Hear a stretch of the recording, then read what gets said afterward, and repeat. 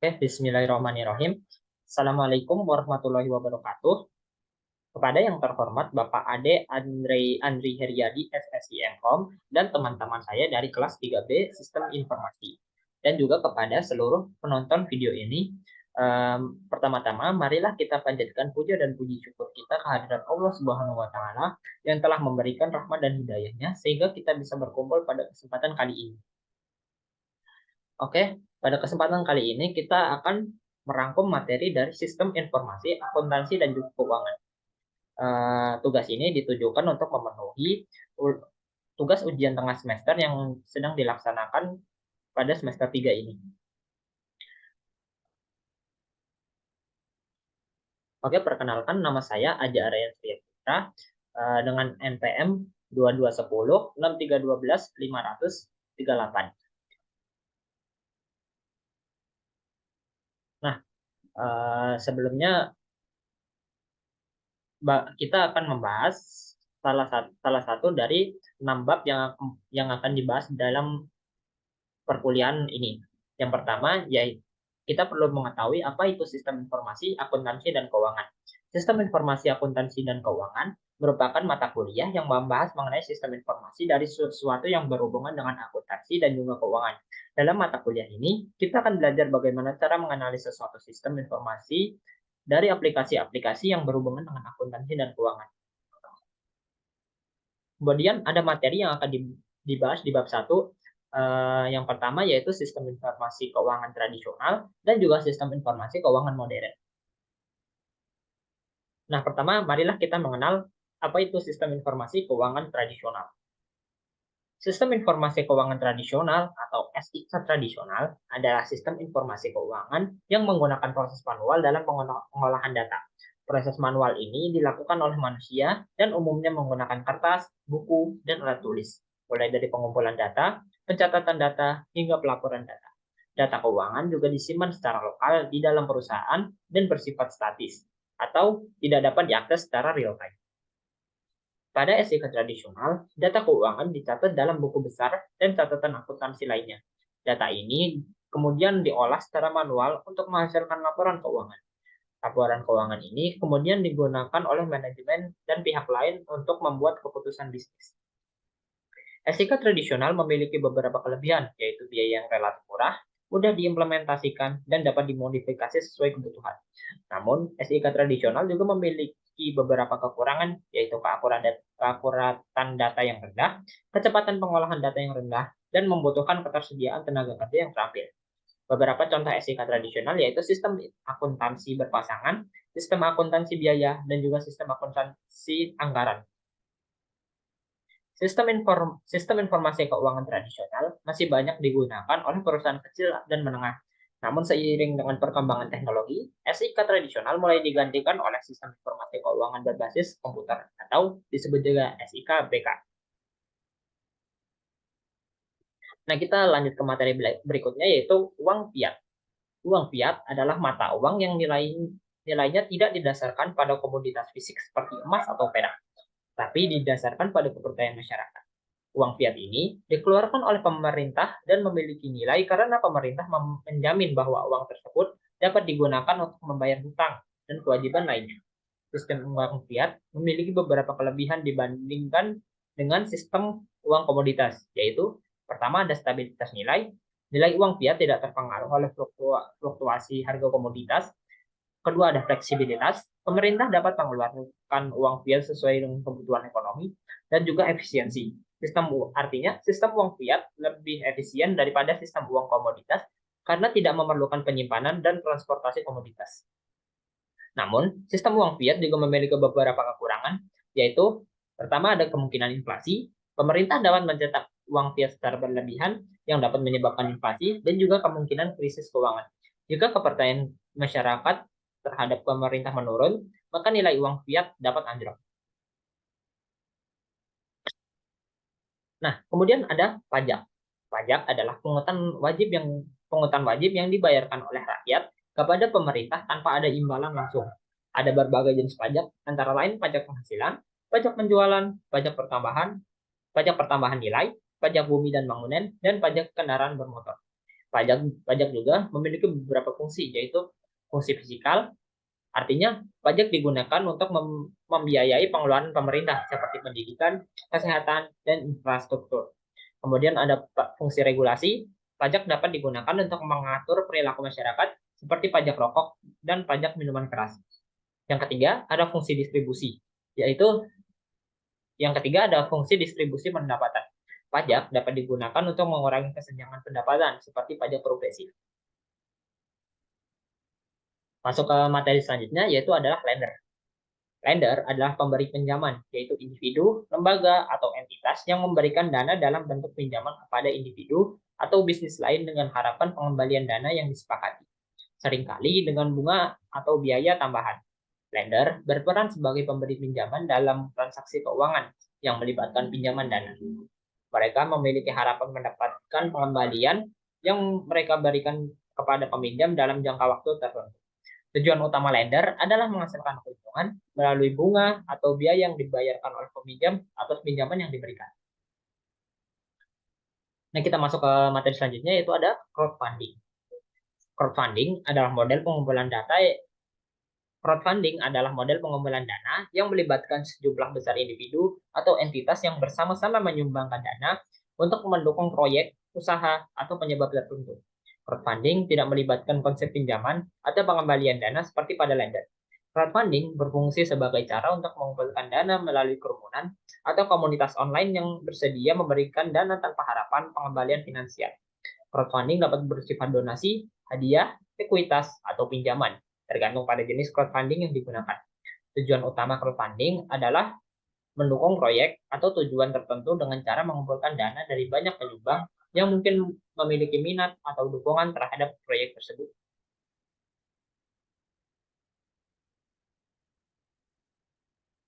Nah, selanjutnya adalah investing atau investasi. Investasi adalah tindakan atau proses menanamkan modal atau dana dalam suatu instrumen keuangan, aset, atau proyek dengan harapan memperoleh keuntungan atau pengembalian dana di masa depan.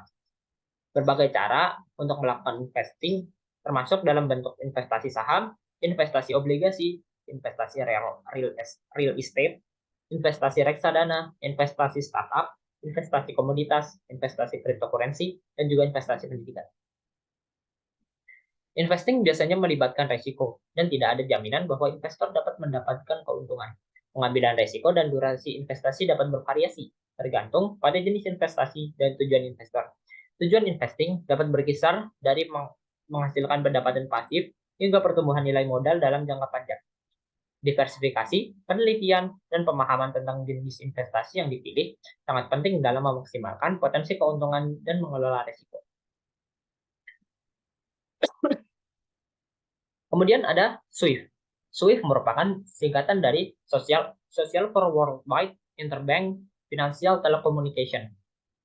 Nah, SWIFT ini adalah jenis jaringan global yang digunakan oleh bank dan lembaga keuangan di seluruh dunia untuk mengirim dan menerima pesan keuangan, termasuk instruksi pembayaran internasional. Jaringan SWIFT digunakan untuk memfasilitasi transfer dana lintas batas dan komunikasi antar bank. Nah, untuk selanjutnya kita akan masuk ke sistem informasi keuangan modern. Nah, sistem informasi keuangan modern adalah sistem informasi keuangan yang menggunakan teknologi informasi dan komunikasi atau TIK dalam pengolahan data keuangan.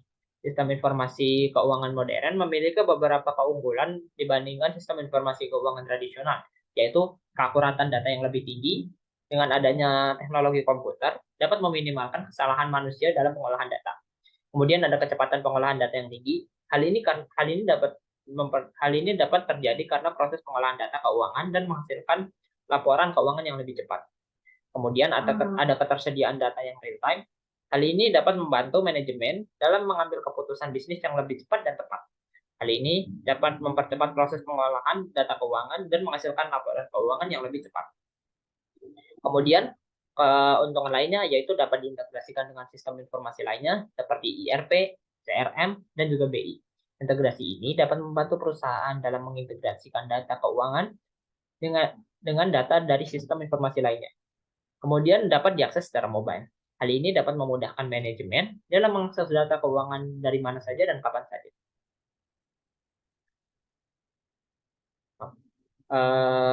Tapi sistem informasi keuangan modern ini juga memiliki berbagai kekurangan. Yang pertama yaitu biaya yang tinggi. SIK modern umumnya membutuhkan biaya yang lebih tinggi untuk diimplementasikan dan dioperasikan dibandingkan SIK tradisional. Hal ini karena sistem informasi keuangan modern menggunakan teknologi yang lebih canggih dan membutuhkan tenaga kerja yang terampil. Kedua, ada kompleksitas. Sistem informasi keuangan modern umumnya lebih kompleks dibandingkan sistem informasi keuangan tradisional. Hal ini terjadi karena sistem informasi keuangan modern memiliki lebih banyak fitur dan fungsi. Kompleksitas ini dapat membuat sistem informasi keuangan modern sulit untuk diimplementasikan dan dioperasikan. Yang ketiga, ada keamanan. Sistem informasi keuangan modern menyimpan data keuangan yang sensitif. Oleh karena itu, keamanan sistem informasi keuangan modern menjadi hal yang penting. Kegagalan dalam keamanan sistem informasi keuangan modern dapat menyebabkan kebocoran data keuangan. Yang terakhir ada kedependensi kedependensi pada teknologi. Sistem informasi keuangan modern sangat bergantung pada teknologi. Oleh karena itu, sistem informasi keuangan modern dapat terganggu jika terjadi gangguan pada teknologi. Nah, kemudian ada DeFi. DeFi merupakan singkatan dari Decentralized Finance, yang juga dikenal sebagai Distributed Finance atau Open Finance. DeFi merupakan sistem keuangan yang beroperasi pada jaringan terdesentralisasi, di mana jaringan ini tidak dapat dikendalikan oleh satu entitas atau organisasi. Beberapa contoh aplikasi DeFi adalah perdagangan aset kripto, pembayaran peer-to-peer, perdagangan derivatif, pertukaran mata uang asing, dan juga asuransi. DeFi dibangun di atas teknologi blockchain yang memungkinkan transaksi keuangan dilakukan tanpa perantara pihak ketiga. Hal ini membuat DeFi lebih transparan, aman, dan efisien. Beberapa manfaat dari DeFi adalah yang pertama ada transparan. DeFi ini dibangun di atas teknologi blockchain yang memungkinkan transaksi keuangan dilacak secara transparan. Hal ini dapat membantu mencegah penipuan dan korupsi. Kemudian juga aman, teknologi blockchain menggunakan kriptografi untuk mengamankan data. Hal ini membuat DeFi lebih aman daripada sistem keuangan tradisional. Yang ketiga, ada efisien. DeFi ini tidak memerlukan perantara pihak ketiga, sehingga dapat mengurangi biaya transaksi. Dan yang terakhir ada inklusif. DeFi dapat diakses oleh siapa saja, di mana saja, dengan biaya yang rendah. Hal ini dapat membantu meningkatkan inklusi keuangan. Akan tetapi di balik banyaknya kelebihan, ada juga beberapa kekurangan. Yang pertama adalah kompleksitas. DeFi dapat menjadi sangat rumit untuk dipahami dan digunakan. Kedua, ada keamanan. Meskipun teknologi blockchain umumnya aman, tapi masih ada resiko keamanan yang perlu dipertimbangkan. Yang ketiga, ada regulasi, di mana DeFi ini masih belum diatur secara jelas di banyak negara. Hal ini dapat menyebabkan ketidakpastian hukum. Secara keseluruhan, DeFi memiliki potensi untuk merevolusi cara kita melakukan transaksi keuangan. Namun penting untuk memahami manfaat dan risikonya sebelum berinvestasi atau menggunakan DeFi. Nah, kemudian ada bridging CeFi to DeFi. Proses menghubungkan sistem keuangan terpusat atau CeFi dengan sistem keuangan terdesentralisasi atau DeFi. Hal ini dilakukan untuk memungkinkan pengguna CeFi untuk mengakses produk dan layanan DeFi dan sebaliknya. Ada beberapa cara untuk melakukan bridging CeFi to DeFi. Yang pertama ada platform pertukaran. Platform pertukaran seperti Binance dan Coinbase menawarkan layanan yang memungkinkan pengguna untuk membeli dan menjual aset kripto, termasuk token DeFi. Kemudian ada platform bridge. Platform bridge seperti Chainlink dan Ren memungkinkan pengguna untuk mentransfer aset kripto dari CeFi ke DeFi dan sebaliknya. Yang ketiga ada DApps. DApps atau Decentralization Application adalah aplikasi yang berjalan di atas jaringan blockchain. Beberapa DApps menawarkan layanan yang memungkinkan pengguna untuk mengakses produk dan layanan CeFi dan sebaliknya.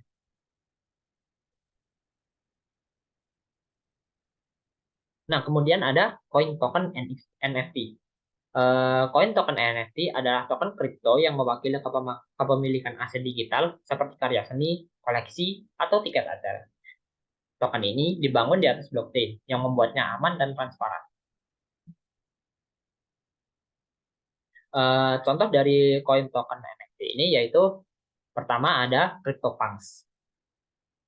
CryptoPunks adalah kumpulan dari 10.000 karakter semi pixel yang unik. Setiap karakter CryptoPunk adalah NFT. Kemudian ada NBA Top Shot. NBA Top Shot adalah platform yang memungkinkan penggemar untuk membeli dan menjual video klip dari pertandingan NBA. Video klip ini adalah NFT. Kemudian ada Bored Ape Yacht Club. Bored Ape Yacht Club adalah kumpulan 10.000 gambar monyet yang unik. Setiap gambar Bored Ape adalah NFT. Nah, kemudian ada Smart Contract DAO. Smart Contract DAO adalah organisasi otonom terdesentralisasi atau DEO yang menggunakan smart contract untuk mengatur operasinya. Smart contract adalah kontrak yang diprogram ke dalam blockchain dan dapat dijalankan secara otomatis tanpa campur tangan manusia. Dalam smart contract DEO, smart contract menentukan aturan dan parameter untuk organisasi. Smart contract ini dapat mencakup hal-hal seperti keanggotaan, voting, pengambilan keputusan, dan pengelolaan dana. Adapun juga keunggulan dan tantangan dari DEO, Smart Contract DEO memiliki beberapa keunggulan dibanding DEO tradisional, yaitu transparansi. Smart Contract dapat diaudit oleh siapa saja, sehingga transparansi organisasi dapat dijamin. Efisiensi Smart Contract dapat dijalankan secara otomatis, sehingga dapat mengurangi biaya dan meningkatkan efisiensi. Dan juga keamanan, Smart Contract dilindungi oleh keamanan blockchain, sehingga lebih aman daripada sistem tradisional. Namun, smart contract DEO ini juga memiliki beberapa tantangan, yaitu kompleksitas. Smart contract dapat menjadi rumit untuk dipahami dan diimplementasikan. Kemudian ada keamanan. Meskipun blockchain umumnya aman, tapi masih ada resiko keamanan yang perlu dipertimbangkan dan juga regulasi. Smart contract DEO ini masih belum diatur secara jelas di banyak negara, sehingga dapat menyebabkan ketidakpastian hukum. Nah, kemudian ada compound finance in DeFi. Compound finance adalah protokol DeFi, decentralized finance, yang memungkinkan pengguna untuk meminjam dan meminjamkan aset kripto tanpa perantara pihak ketiga. Compound dibangun di atas blockchain Ethereum dan menggunakan smart contract untuk mengatur operasinya. Dalam Compound, pengguna dapat meminjam aset kripto dengan menyediakan aset kripto lain sebagai jaminan. Suku bunga pinjaman ditentukan oleh algoritma yang memperhitungkan faktor-faktor seperti permintaan dan penawaran. Pengguna juga dapat meminjamkan aset kripto mereka dan mendapatkan bunga. Bunga ini dibayarkan oleh peminjam dan didistribusikan kepada pemberi pinjaman. Compound Finance adalah salah satu protokol DeFi paling populer. Ini memiliki lebih dari 12 miliar dolar aset yang terkunci dalam protokolnya. Nah, contoh penggunaan compound finance ada 3, yaitu peminjam. Peminjam dapat menggunakan compound untuk meminjamkan aset kripto untuk berbagai tujuan, seperti membeli aset kripto lain, membayar tagihan, dan memenuhi kebutuhan darurat. Kedua, ada pemberi pinjaman. Pemberi pinjaman dapat menggunakan compound untuk meminjamkan aset kripto mereka dan mendapatkan bunga. Bunga ini dapat digunakan untuk mendapatkan penghasilan tambahan atau untuk meningkatkan nilai aset kripto. Yang ketiga, ada investor. Investor dapat menggunakan compound untuk berinvestasi di aset kripto. Mereka dapat membeli token compound atau CAM yang merupakan token tata kelola yang memungkinkan pemegangnya untuk berpartisipasi dalam pengambilan keputusan tentang protokol compound.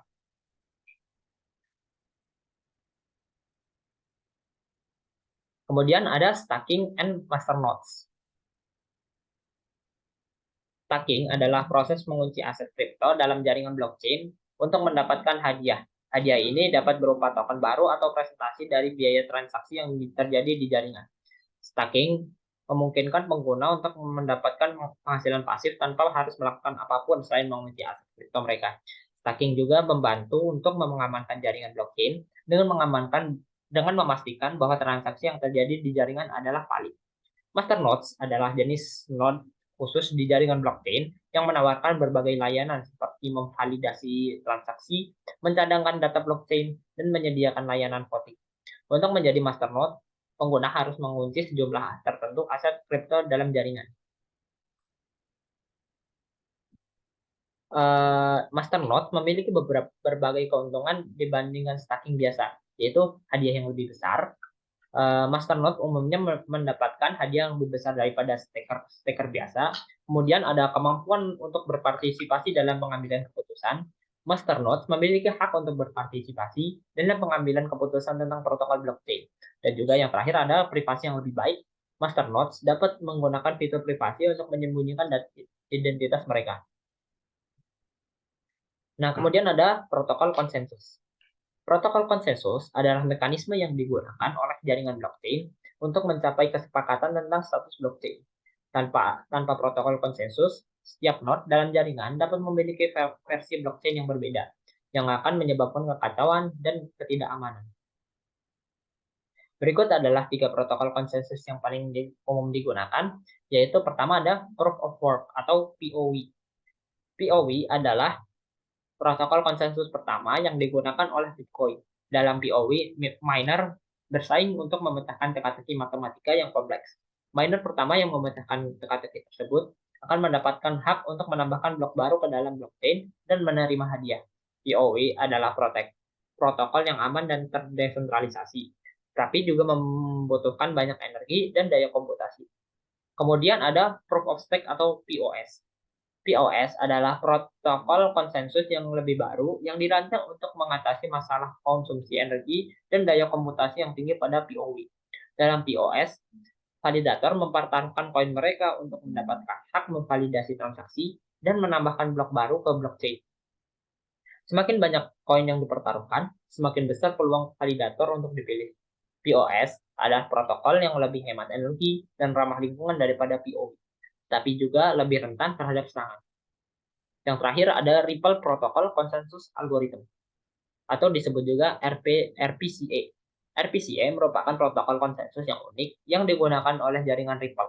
Dalam RPCA ada sekelompok node yang disebut Unique Node List atau UNL yang bertanggung jawab untuk memvalidasi transaksi dan menambahkan blok baru ke blockchain. UNL dipilih oleh Ripple Labs, perusahaan yang mengembangkan jaringan Ripple. RPCA merupakan protokol yang sangat cepat dan efisien, tetapi juga kurang terdesentralisasi daripada POW dan juga POS.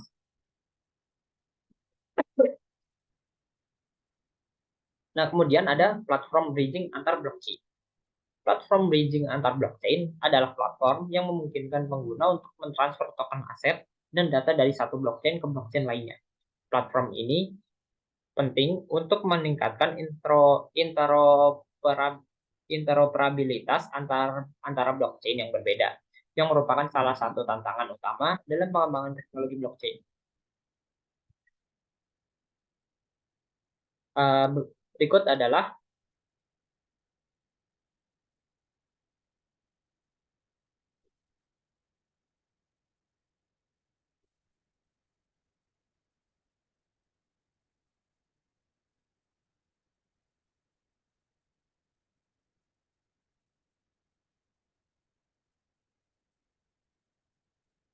beberapa manfaat dari platform bridging antar blockchain. Yang pertama ada meningkatkan interoperabilitas. Platform ini memungkinkan pengguna untuk menggunakan token aset dan data dari berbagai platform blockchain. Kemudian ada meningkatkan skalabilitas. Platform ini dapat membantu meningkatkan skalabilitas blockchain dengan memindahkan transaksi yang tidak penting ke blockchain lain. Kemudian ada meningkatkan keamanan. Platform ini dapat membantu meningkatkan keamanan blockchain dengan memisahkan data sensitif ke blockchain lain.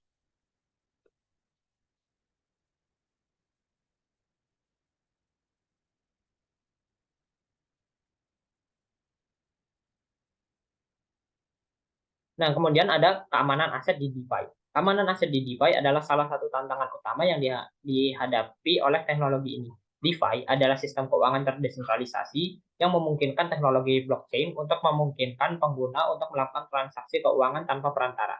Namun, desentralisasi ini juga membuat DeFi lebih rentan terhadap serangan. Nah, berikut adalah ada beberapa ancaman keamanan yang dapat memengaruhi aset di DeFi.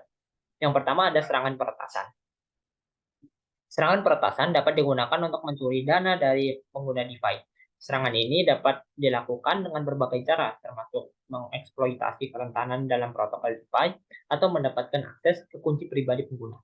Yang kedua ada penipuan. Penipuan dapat digunakan untuk menipu pengguna DeFi untuk menyerahkan dana mereka. Penipuan ini dilakukan dengan berbagai cara, termasuk mengklaim menawar mengklaim menawarkan peluang investasi palsu, atau meluncurkan token palsu. Yang ketiga ada kesalahan kode. Kesalahan kode dapat menyebabkan kerentanan dalam protokol DeFi yang dapat dieksploitasi oleh penyerang. Kesalahan kode ini terjadi karena kesalahan manusia atau karena kode yang tidak memadai.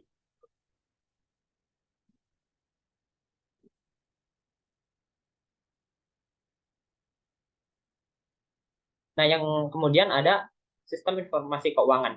Sistem informasi keuangan adalah sistem yang digunakan untuk mengelola data dan proses keuangan.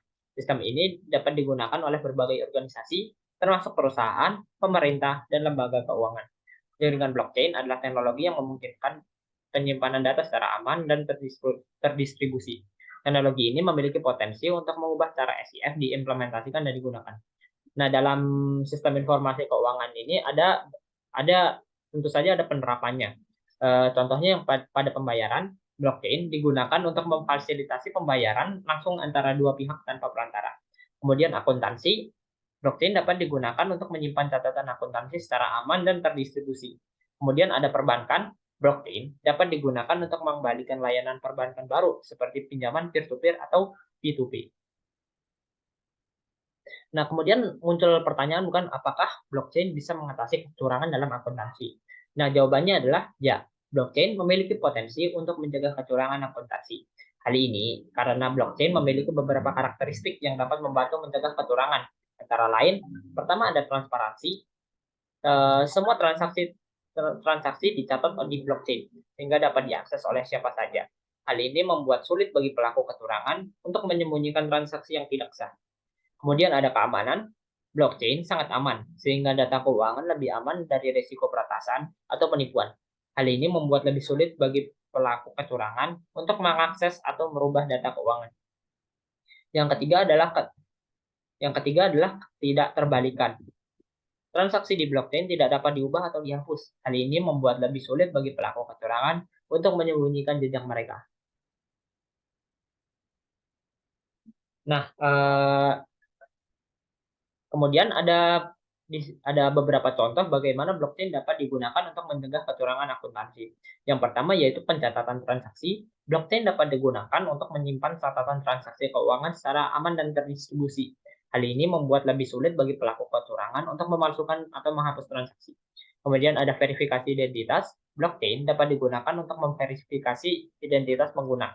Hal ini membuat lebih sulit bagi pelaku kecurangan untuk membuat identitas palsu. Yang ketiga, ada otomatisasi proses akuntansi. Blockchain dapat digunakan untuk mengotomatiskan proses akuntansi.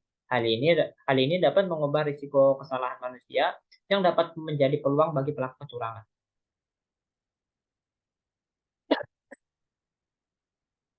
Nah, kemudian ada triple entry accounting. Triple entry accounting system adalah sistem akuntansi yang menambahkan lapisan ketiga entry ke dalam sistem double entry accounting tradisional. Lapisan ketiga entry ini digunakan untuk mencatat perubahan nilai aset, liabilitas, dan ekuitas. Sistem akuntansi triple entry dikembangkan oleh Yuji Ijiri pada 1989. Ijiri berpendapat bahwa sistem double entry accounting tradisional tidak dapat memberikan gambaran yang lengkap mengenai tentang kinerja keuangan perusahaan karena tidak mencatat perubahan nilai aset, liabilitas, dan ekuitas. Dalam sistem akuntansi triple entry ini, setiap transaksi dicatat 3 kali. Entry pertama yaitu mencatat dampak transaksi terhadap aset, liabilitas, dan ekuitas. Entry kedua mencatat perubahan nilai aset, liabilitas, dan ekuitas akibat transaksi tersebut. Dan yang ketiga yaitu menjelaskan alasan perubahan nilai aset, liabilitas, dan ekuitas. Nah, kemudian sekian pemaparan materi 1 dari saya. Untuk materi 2 akan dilanjutkan di segmen berikutnya. Terima kasih.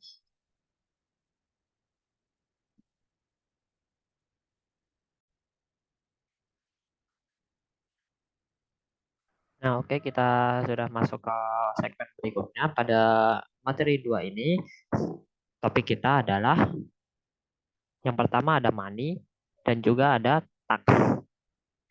Nah, kita mulai dari money dulu. Nah, kita membahas jenis uang. Pada dasarnya, uang dibagi menjadi dua, yaitu easy money dan juga hard money. Easy money adalah kebijakan moneter ekspansif yang bertujuan untuk meningkatkan jumlah uang yang beredar di perekonomian. Kebijakan ini dapat dilakukan dengan berbagai cara, seperti menurunkan suku bunga, membeli surat berharga, atau menurunkan cadangan kas. Easy money dapat digunakan untuk mendorong pertumbuhan ekonomi. Dengan meningkatkan jumlah uang yang beredar, bank sentral dapat membuat kredit lebih terjangkau dan mendorong investasi. Namun, easy money juga dapat menyebabkan inflasi. Ada beberapa sifat easy money. Yang pertama yaitu bertujuan untuk meningkatkan jumlah uang yang beredar di perekonomian. Yang kedua, melalui kebijakan ini, bank sentral akan menurunkan suku bunga sehingga pinjaman menjadi lebih murah. Yang ketiga, penurunan suku bunga akan membuat masyarakat lebih cenderung untuk meminjam uang sehingga jumlah uang yang beredar di perekonomian akan meningkat. Yang keempat, ada kebijakan ini biasanya diterapkan untuk mendorong pertumbuhan ekonomi. Contoh easy money yang pertama yaitu bank sentral menurunkan suku bunga acuan. Kedua, bank sentral membeli surat berharga pemerintah di pasar terbuka. Yang ketiga, bank sentral menurunkan cadangan wajib minimum. Nah, selanjutnya yaitu ada hard money. Hard money adalah kebijakan moneter kontraktif yang bertujuan untuk mengurangi jumlah uang yang beredar di perekonomian. Kebijakan ini dapat dilakukan dengan berbagai cara, seperti menaikkan suku bunga, menjual surat berharga, atau menaikkan cadangan kas. Hard money dapat digunakan untuk mengendalikan inflasi. Dengan mengurangi jumlah uang yang beredar, bank sentral dapat membuat kredit lebih mahal dan memperlambat pertumbuhan ekonomi. Namun, hard money juga dapat menyebabkan resesi. Ada beberapa sifat hard money. Yang pertama bertujuan untuk mengurangi jumlah uang yang beredar di perekonomian. Yang kedua, melalui kebijakan ini, bank sentral akan menaikkan suku bunga sehingga pinjaman menjadi lebih mahal. Yang ketiga, kenaikan suku bunga akan membuat masyarakat lebih enggan untuk meminjam uang, sehingga jumlah uang yang beredar di perekonomian akan berkurang. Yang terakhir yaitu kebijakan ini biasanya diterapkan untuk mengendalikan inflasi. Ada beberapa contoh hard money. Yang pertama yaitu bank sentral menaikkan suku bunga acuan. Yang kedua, bank sentral menjual surat berharga pemerintah di pasar terbuka. Yang ketiga yaitu bank sentral menaikkan cadangan wajib minimum. Oke, kita lanjut ke materi selanjutnya yaitu ada evolusi uang. Evolusi uang dapat dibagi menjadi 6 tahapan seperti yaitu pertama barter. Tahap barter adalah tahap awal dari evolusi uang. Pada tahap ini barang atau jasa ditukar langsung dengan barang atau jasa lainnya. Barter memiliki beberapa kelemahan, antara lain yang pertama sulit menemukan pihak yang memiliki barang atau jasa yang dibutuhkan. Yang kedua, sulit menentukan nilai barang atau jasa yang ditukar. Ketiga, sulit menyimpan barang atau jasa untuk digunakan di kemudian hari. Yang kedua, yaitu ada uang barang. Tahap uang barang adalah tahap selanjutnya dari evolusi uang. Pada tahap ini, barang tertentu digunakan sebagai alat tukar. Barang-barang yang sering digunakan sebagai uang barang adalah barang yang memiliki nilai intrinsik seperti emas, perak, dan juga garam. Yang ketiga ada uang logam. Tahap uang logam adalah tahap selanjutnya dari evolusi uang. Pada tahap ini, uang dibuat dari logam seperti emas, perak, dan juga tembaga. Uang logam memiliki beberapa keunggulan dibandingkan dengan uang barang, seperti lebih mudah dibawa, lebih mudah dihitung dan dibagi, dan juga nilainya lebih stabil. Oke, selanjutnya yaitu ada uang logam dan juga kertas. Tahap uang logam dan kertas adalah tahap selanjutnya dari evolusi uang. Pada tahap ini, uang logam dicetak pada kertas. Uang kertas memiliki beberapa keunggulan dibandingkan dengan uang logam, antara lain lebih ringan dan lebih mudah dibawa, dan juga lebih mudah dicetak dan didistribusikan. Yang kelima, ada uang giral. Pada tahap ini, uang tidak lagi berbentuk fisik, tapi hanya berupa catatan transaksi di rekening bank. Uang giral memiliki beberapa keunggulan dibandingkan uang fisik, antara lain yang pertama lebih aman dan lebih mudah digunakan, yang kedua lebih efisien dan lebih hemat biaya. Yang terakhir yaitu uang elektronik. Tahap uang elektronik adalah tahap terkini dari evolusi uang. Pada tahap ini, uang tidak lagi berbentuk fisik atau catatan transaksi. Uang elektronik memiliki beberapa keunggulan dibandingkan uang fisik dan uang giral, antara lain lebih mudah digunakan dan lebih cepat. Kedua, lebih aman dan lebih sulit dipalsukan. Yang terakhir adalah lebih hemat biaya. Evolusi uang terus berkembang seiring dengan kemajuan teknologi. Uang elektronik diperkirakan akan menjadi bentuk uang yang paling dominan di masa depan. Oke, selanjutnya kita akan membahas tentang global reserve currency. Global Reserve Currency adalah mata uang yang paling banyak digunakan oleh pemerintah dan lembaga keuangan di seluruh dunia untuk menyimpan cadangan. Mata uang ini juga sering digunakan untuk transaksi internasional. Pada masa pada masa kini, dolar Amerika Serikat telah menjadi global reserve currency selama lebih dari 70 tahun. Hal ini karena Amerika Serikat memiliki ekonomi yang besar dan stabil, serta sistem keuangan yang kuat. Dolar Amerika Serikat juga digunakan oleh lembaga keuangan dan pemerintah di seluruh dunia untuk menyimpan cadangan. Berikut ini adalah beberapa contoh cara mata uang cadangan global digunakan. Yang pertama, yaitu pada saat perdagangan internasional. Ketika negara-negara berdagang satu sama lain, mereka sering menggunakan mata uang cadangan global seperti dolar Amerika Serikat sebagai alat tukar. Hal ini memudahkan bisnis untuk membandingkan harga dan melakukan transaksi. Yang kedua ada investasi internasional. Ketika investor dari satu negara berinvestasi di negara lain, mereka sering melakukannya menggunakan mata uang cadangan global. Hal ini membantu mengurangi risiko fluktuasi nilai tukar.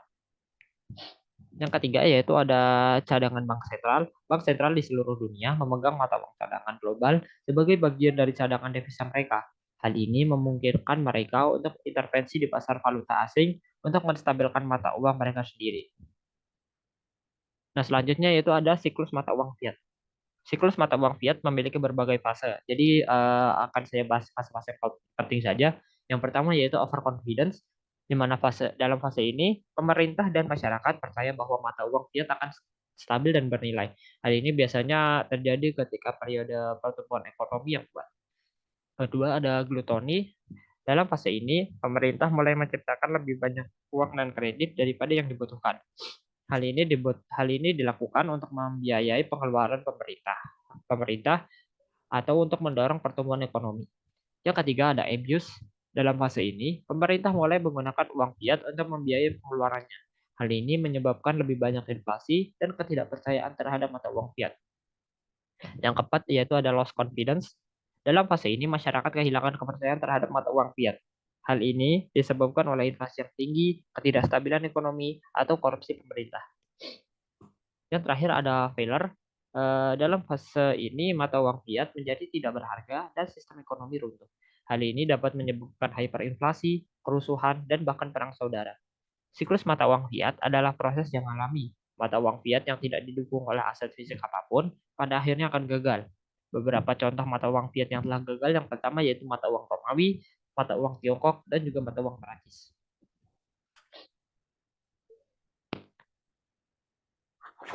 Nah, selanjutnya yaitu ada kesepakatan Bretton. Kesepakatan Bretton Woods adalah serangkaian perjanjian yang ditandatangani oleh 44 negara di Konferensi Moneter dan Keuangan Perserikatan Bangsa-Bangsa yang diadakan di Bretton Woods, New Hampshire, Amerika Serikat pada Juli 1944. Kesepakatan ini adalah hasil dari upaya merestrukturisasi sistem keuangan global setelah Perang Dunia II.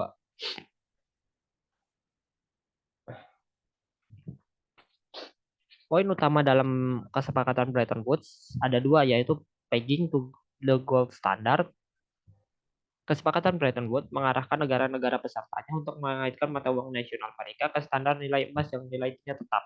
Ini berarti setiap mata uang akan memiliki nilai tukar tetap terhadap emas. Emas digunakan sebagai referensi untuk menilai nilai mata uang. Yang kedua ada fixed exchange rate. Kesepakatan Bretton Woods menciptakan standar tukar tetap di mana mata uang negara dapat berfluktuasi dalam kisaran tertentu sekitar nilai tetapnya. Ini memberikan fleksibilitas yang terbatas untuk menyesuaikan nilai tukar mata uang dalam situasi tertentu. Sistem Bretton Woods bertahan selama beberapa dekade, tetapi akhirnya mengalami tekanan besar pada tahun 1970-an karena defisit perdagangan Amerika Serikat dan penumpukan dolar yang tidak mendukung dengan cukup cadangan emas. Akhirnya pada tahun 1971, Presiden Amerika Serikat Richard Nixon memutuskan untuk mengakhiri keterkaitan dolar dengan emas, mengakhiri sistem Bretton Woods. Ini menyebabkan transisi ke floating exchange rate yang lebih fleksibel yang masih ada hingga sekarang.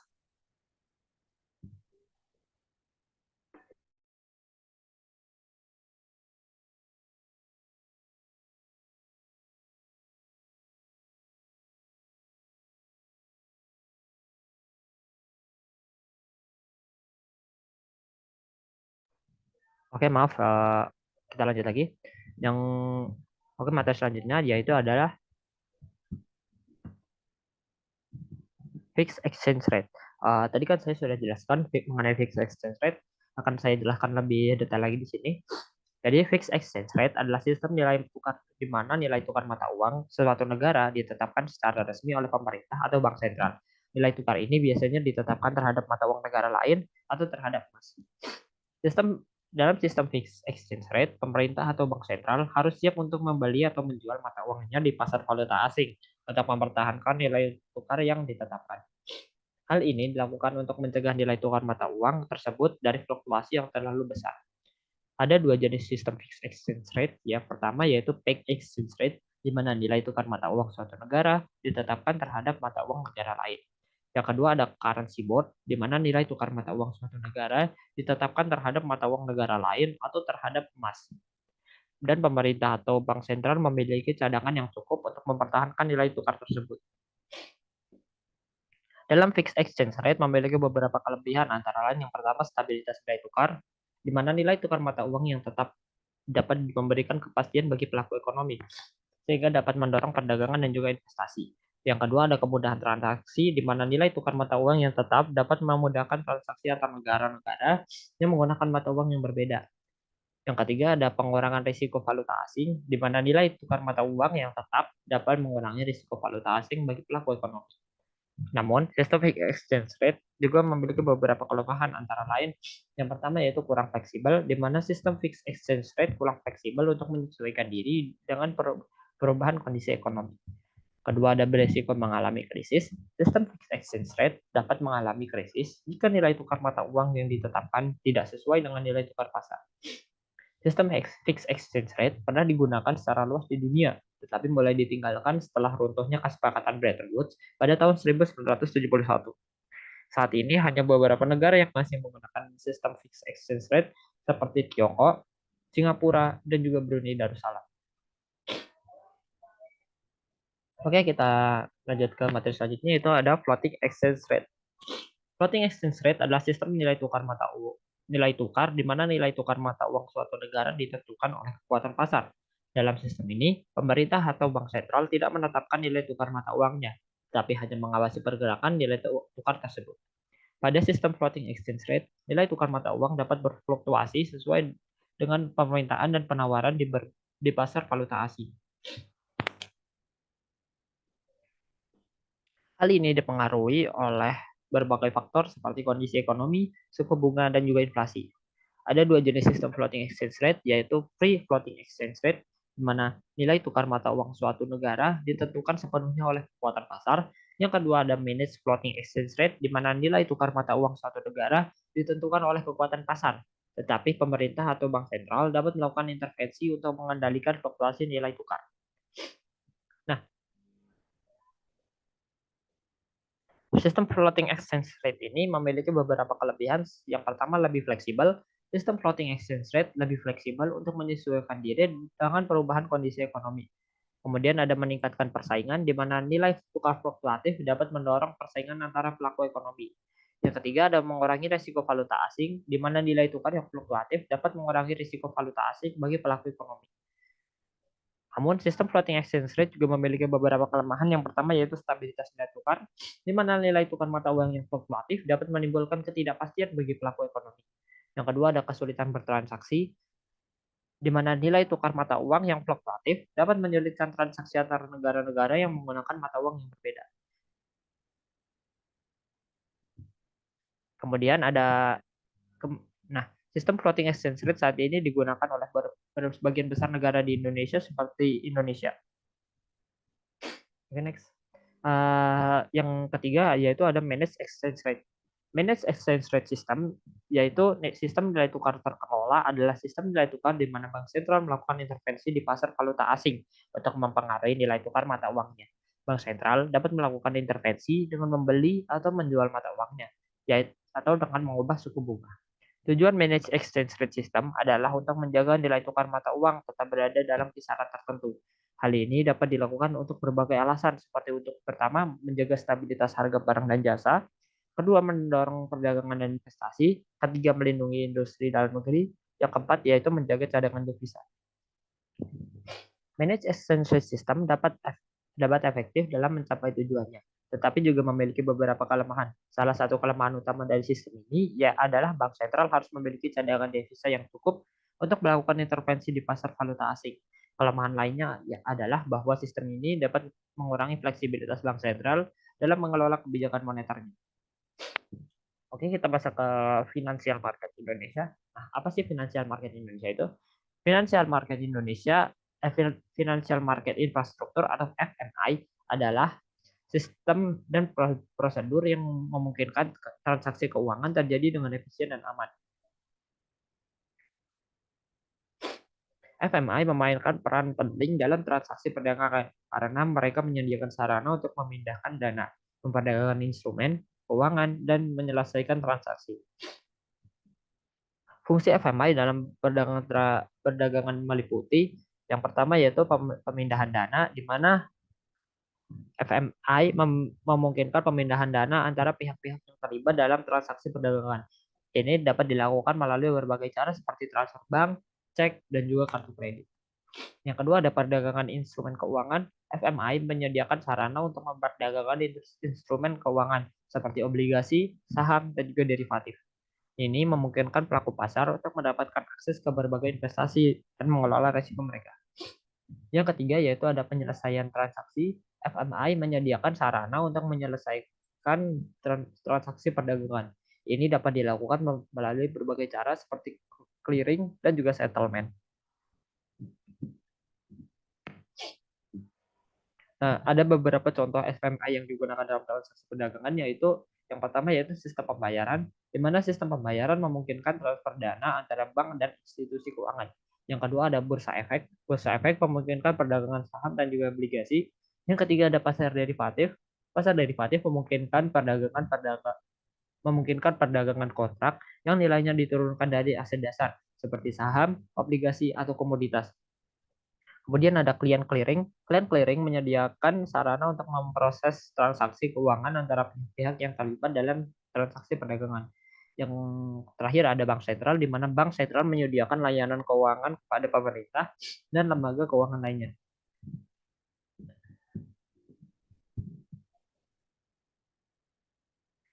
Nah, kita lanjut ke materi selanjutnya yaitu ada currency exchange. Currency exchange atau pertukaran mata uang adalah proses mengubah satu mata uang menjadi mata uang lainnya. Proses ini dapat dilakukan secara fisik seperti di bank atau money changer atau secara online seperti melalui platform peer-to-peer atau aplikasi perdagangan mata uang. Nilai tukar mata uang ditentukan oleh kekuatan pasar. Artinya nilai tukar mata uang ditentukan oleh permintaan dan penawaran terhadap mata uang tersebut. Jika permintaan terhadap suatu mata uang meningkat, maka nilai tukar mata uang tersebut akan meningkat. Tetapi jika permintaan terhadap suatu mata uang menurun, maka nilai tukar mata uang tersebut akan menurun. Nah, foreign exchange market. Foreign exchange market atau biasa disebut FX market atau pasar valuta asing adalah pasar di mana mata uang dari berbagai negara diperdagangkan. Pasar ini adalah pasar terbesar di dunia dengan volume perdagangan harian mencapai triliunan dolar Amerika Serikat.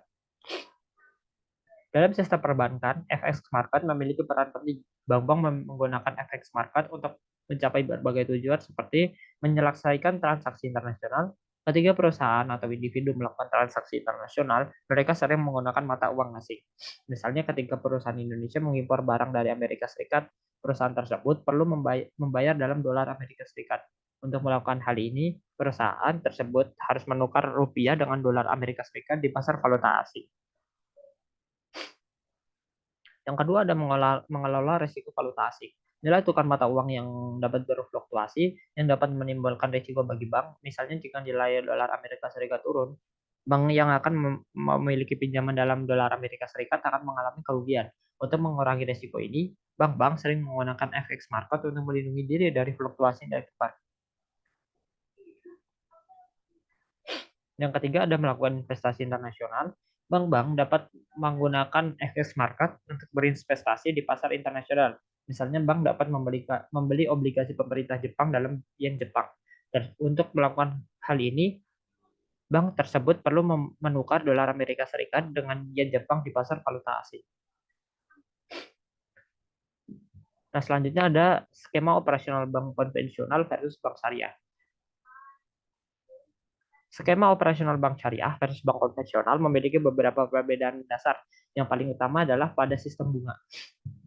Bank konvensional menggunakan sistem bunga sebagai dasar perhitungan keuntungan, sedangkan bank syariah menggunakan sistem bagi hasil.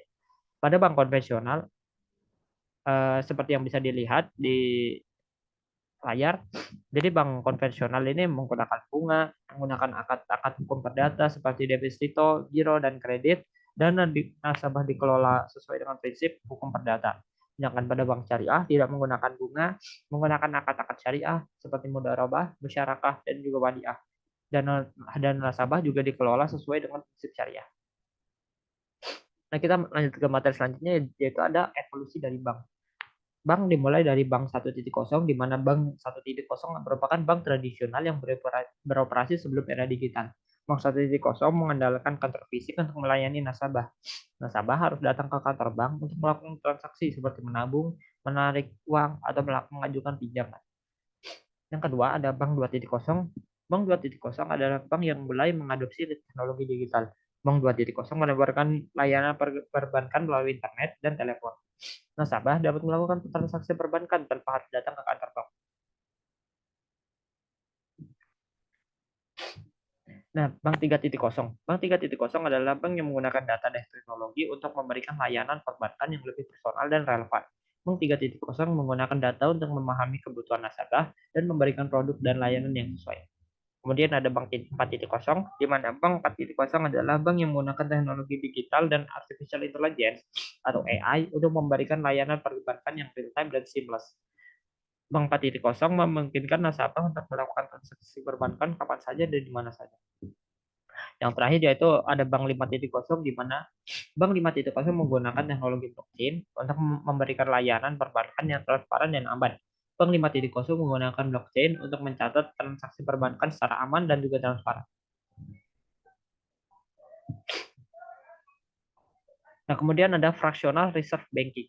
Fractional reserve banking adalah sistem perbankan di mana bank hanya menyimpan sebagian dari simpanan nasabah dalam bentuk uang tunai atau deposito di bank sentral. Sisanya dapat digunakan untuk memberikan pinjaman atau investasi. Dan sistem ini pertama kali diperkenalkan di Italia pada abad ke-13. Pada saat itu, bank-bank Italia mulai menawarkan jasa penitipan uang terhadap nasabah. Bank-bank tersebut kemudian menggunakan sebagian dari uang tersebut untuk memberikan pinjaman kepada pedagang. Sistem fractional reserve banking menjadi populer di Eropa pada abad ke-17. Pada saat itu, bank-bank mulai mengeluarkan cek sebagai pengganti uang tunai. Cek memungkinkan nasabah untuk menarik uang dari rekening mereka tanpa harus datang ke bank. Sistem fractional reserve banking menjadi sistem perbankan yang dominan di dunia ini. Di sistem ini memungkinkan bank untuk menciptakan uang baru melalui pemberian pinjaman.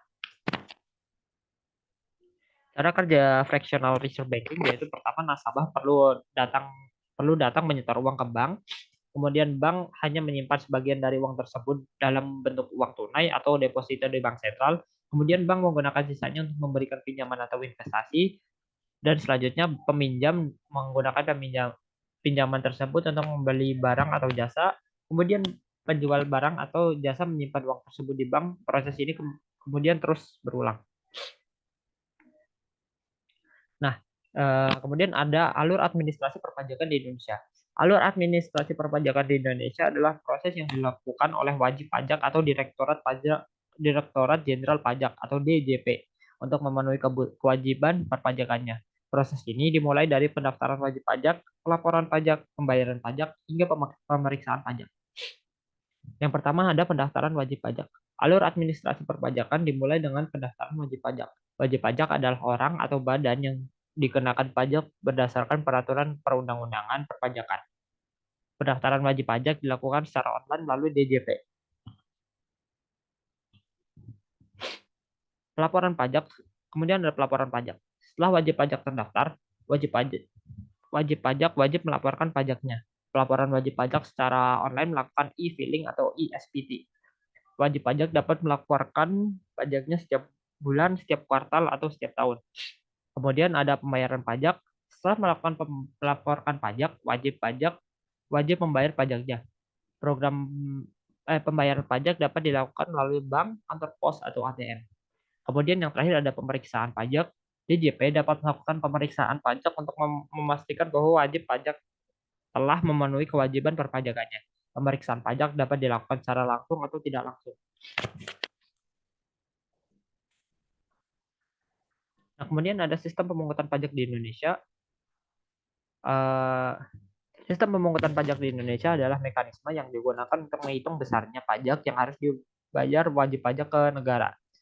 Di Indonesia terdapat 3 sistem pemungutan pajak yang yaitu self assessment system, official assessment system, dan withholding system. Jadi mari saya jelaskan satu persatu. Yang pertama yaitu self assessment system. Self assessment system adalah sistem pemungutan pajak yang memberikan kewenangan kepada wajib pajak untuk menghitung, menyetor, dan melaporkan pajaknya sendiri. Sistem ini diterapkan untuk sebagian besar jenis pajak di Indonesia, termasuk pajak penghasilan, pajak pertambahan nilai, dan juga pajak penjualan atas barang mewah. Dalam self assessment system, wajib menghitung besarnya pajak yang terutang berdasarkan ketentuan peraturan perundang-undangan perpajakan. Wajib pajak juga wajib menyetor pajak yang terutang ke kas negara melalui bank atau kantor pos. Selain itu, wajib bank juga wajib melaporkan pajaknya kepada DJP. Kemudian ada Official Assessment System. Official Assessment System adalah sistem pemungutan pajak yang memberikan kewenangan kepada DJP untuk menghitung, menyetor, dan melaporkan pajaknya kepada wajib pajak. Sistem ini diterapkan untuk pajak-pajak tertentu seperti pajak bumi dan bangunan, pajak kendaraan bermotor, dan pajak penghasilan atas penghasilan dari luar negeri. Dalam Official Assessment System, DJP akan menghitung besarnya pajak yang terutang berdasarkan data dan informasi yang dimiliki. DJP kemudian akan menerbitkan surat keterangan pajak, surat ketetapan pajak atau SKP kepada wajib pajak. Wajib pajak wajib menyetor pajak yang terutang sesuai dengan SKP yang diterbitkan oleh DJP. Dan terakhir ada withholding system. Withholding system adalah sistem pemungutan pajak yang mewajibkan pihak ketiga untuk memotong pajak yang terutang dan menyetorkan ke kas negara. Sistem ini diterapkan untuk pajak-pajak tertentu seperti pajak penghasilan atas penghasilan pegawai, pajak penghasilan atas penghasilan dari sewa, dan juga pajak pertambahan nilai. Dalam withholding system, pihak ketiga akan memotong pajak yang terutang dari pembayaran yang dilakukan oleh wajib pajak. Pihak ketiga kemudian akan menyetorkan pajak yang terpotong tersebut ke kas negara. Wajib pajak yang menerima pembayaran dari pihak ketiga tidak perlu menghitung dan atau menyetor pajaknya sendiri. Oke, sekian dari pemaparan materi kedua. Selanjutnya akan dilanjutkan ke pemaparan materi ketiga.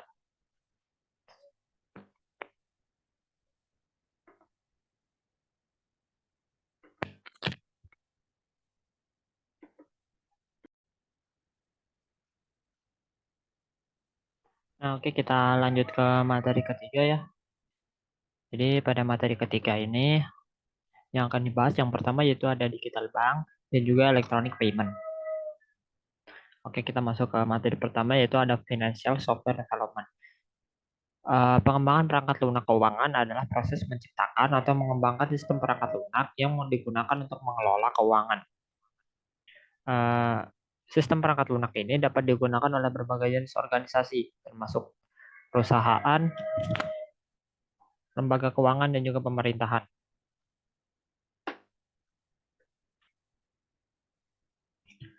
Pengembangan perangkat lunak keuangan melibatkan berbagai tahap, termasuk pertama analisis kebutuhan, di mana tahap ini melibatkan mengidentifikasi kebutuhan pengguna dan bisnis untuk sistem perangkat lunak.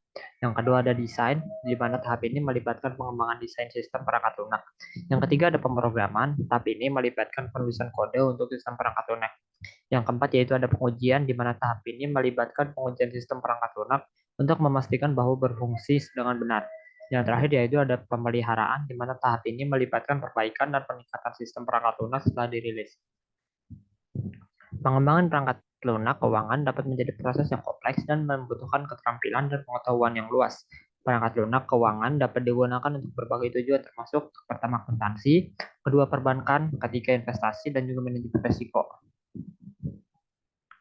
Lanjut ke materi selanjutnya, itu ada NTT Data Digital Banking. NTT Data Digital Banking Ecosystem and Platform adalah solusi digital banking yang komprehensif yang mencakup semua aspek perbankan, mulai dari core banking hingga risk, regulatory, dan compliance. Solusi ini dirancang untuk membantu bank mentransformasikan bisnis mereka dan memberikan pengalaman pelanggan yang lebih baik. Berikut adalah beberapa komponen utama dari NTT Data Digital Banking Ecosystem dan Platform. Yang pertama yaitu Digital Core Banking. Komponen ini menyediakan platform inti perbankan yang lengkap untuk mendukung semua operasi perbankan, termasuk manajemen rekening, pemrosesan transaksi, dan manajemen peminjaman. Yang kedua ada Transaction Banking. Komponen ini menyediakan solusi untuk mendukung transaksi perbankan sehari-hari seperti transaksi uang, pembayaran tagihan, dan manajemen likuiditas. Yang ketiga ada Payment, yaitu komponen ini menyediakan solusi untuk mendukung berbagai metode pembayaran, termasuk kartu kredit, kartu debit, dan pembayaran seluler. Keempat ada Loan and Credit Operation. Komponen ini menyediakan solusi untuk mendukung proses pemberian pinjaman dan kredit, mulai dari pengajuan peminjaman hingga penagihan. Yang kelima ada Trade and Capital Market. Komponen ini menyediakan solusi untuk mendukung transaksi perdagangan dan pasar modal, seperti perdagangan saham, obligasi, dan valuta asing. Yang terakhir ada Risk, Regulatory, and Compliance. Komponen ini menyediakan solusi untuk membantu bank mengelola risiko, mematuhi peraturan, dan mematuhi kebutuhan data. NTT Data Digital Banking Ecosystem and Platform dapat membantu bank untuk pertama meningkatkan efisiensi operasional, mengurangi biaya, meningkatkan pengalaman pelanggan, meningkatkan pendapatan, mengurangi risiko, dan terakhir meningkatkan kepatuhan. Oke, selanjutnya materi selanjutnya yaitu adalah Digital Bank Indonesia. Digital Banking adalah bank yang beroperasi secara utama atau sepenuhnya atau secara online tanpa perlu kantor fisik. Bank digital biasanya menawarkan berbagai layanan perbankan, termasuk rekening giro dan tabungan, transfer uang, pembayaran tagihan, dan juga pinjaman. Mereka juga dapat menawarkan layanan tambahan seperti investasi dan juga asuransi. Di Indonesia, digital banking mulai berkembang pesat dalam beberapa tahun terakhir. Hal ini didorong oleh meningkatnya penetrasi internet dan penggunaan smartphone di Indonesia. Selain itu, pandemi COVID-19 juga mendorong masyarakat untuk beralih ke layanan perbankan digital. Contoh digital banking di Indonesia yang pertama yaitu adalah ada beberapa contoh ya seperti Bank Jago, Genius, Digibank by DBS, dan juga Neobank by BCA. Kemudian ada bisnis vintage. Vintage adalah singkatan dari financial technology, yang berarti teknologi keuangan. Vintage adalah industri yang memanfaatkan teknologi untuk memberikan layanan keuangan. Vintage mencakup berbagai macam layanan, termasuk pertama pembayaran. Vintage dapat melakukan pembayaran seperti transfer uang, pembayaran tagihan, dan juga pembayaran online. Kedua ada perbankan. Vintage dapat digunakan untuk menyediakan layanan perbankan seperti rekening giro dan tabungan, pinjaman, dan juga investasi. Ketiga ada asuransi. Vintage dapat digunakan untuk menyediakan layanan asuransi seperti asuransi jiwa, asuransi kesehatan, dan asuransi kendaraan. Yang keempat yaitu ada investasi. Vintage dapat digunakan untuk menyediakan layanan investasi seperti perdagangan saham, obligasi, dan juga reksadana.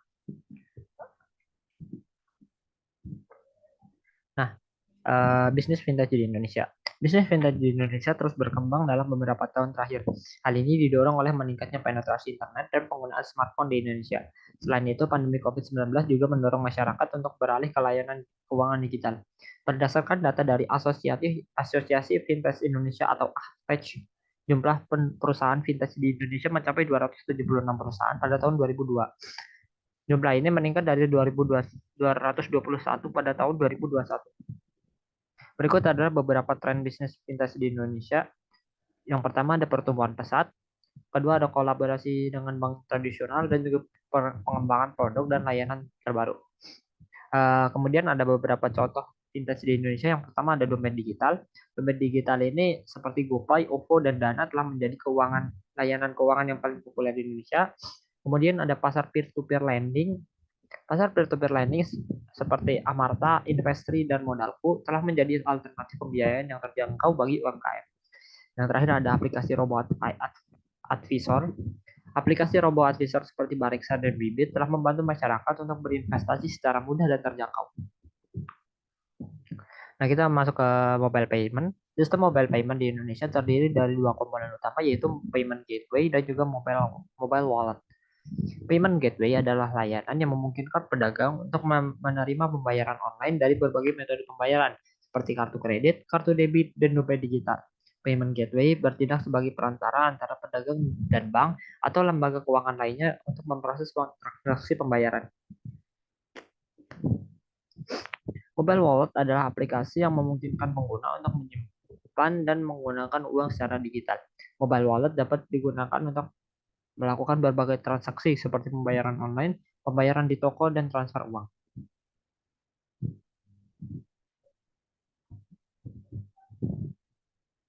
Kemudian ada payment gateway versus e-wallet. Uh, dalam payment gateway adalah layanan yang memungkinkan pedagang untuk menerima pembayaran online dari berbagai metode pembayaran seperti kartu kredit, kartu debit, dan dompet digital. Payment gateway bertindak sebagai perantara antara pedagang dan bank atau lembaga keuangan lainnya untuk memproses transaksi pembayaran. Payment gateway memastikan bahwa transaksi pembayaran aman dan terenkripsi. Payment gateway biasanya mengenakan biaya kepada pedagang untuk setiap transaksi yang diproses. Kemudian ada e-wallet. E-wallet adalah aplikasi yang memungkinkan pengguna untuk menyimpan dan menggunakan uang secara digital. E-wallet dapat digunakan untuk melakukan berbagai transaksi seperti pembayaran online, pembayaran di toko, dan transfer uang. E-wallet biasanya menawarkan berbagai fitur tambahan seperti program loyalitas dan juga cashback. E-wallet biasanya mengenakan biaya kepada pengguna untuk melakukan berbagai transaksi, seperti transaksi uang ke rekening bank. Nah, kemudian ada cashless money. Cashless money adalah sistem pembayaran yang tidak menggunakan uang tunai. Dalam sistem ini, transaksi pembayaran dilakukan secara elektronik menggunakan kartu kredit, kartu debit, dompet digital, atau metode pembayaran lainnya. Salah satu keuntungan utama dari uang tanpa tunai adalah keamanan. Resiko kehilangan uang fisik atau menjadi korban pencurian fisik lebih rendah. Meskipun begitu, penggunaan metode pembayaran elektronik juga memiliki risiko keamanan mereka sendiri seperti peretasan elektronik atau pencurian data pribadi. Kecepatan dan kemudahan adalah ciri khas uang tanpa tunai. Transaksi dapat dilakukan dengan cepat, baik dengan menggeser kartu, mengirim transfer bank dalam hitungan detik, atau menggunakan dompet digital untuk pembayaran instan. Setiap transaksi uang tanpa tunai menghasilkan jejak digital yang membantu dalam pelacakan dan pencatatan pengeluaran. Selain itu, uang tanpa tunai memungkinkan transaksi jarak jauh seperti berbelanja online, membayar tagihan, atau transfer uang ke luar negeri. Ini memberikan kemudahan dan kenyamanan yang besar bagi individu dan bisnis. Oke, sekian pemaparan materi ketiga dari saya. Untuk selanjutnya akan dipaparkan pada pemaparan materi keempat. Terima kasih.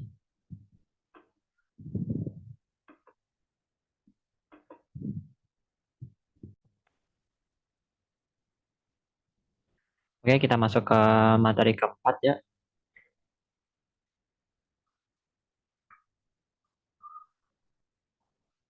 Nah, kita langsung masuk ke materinya saja.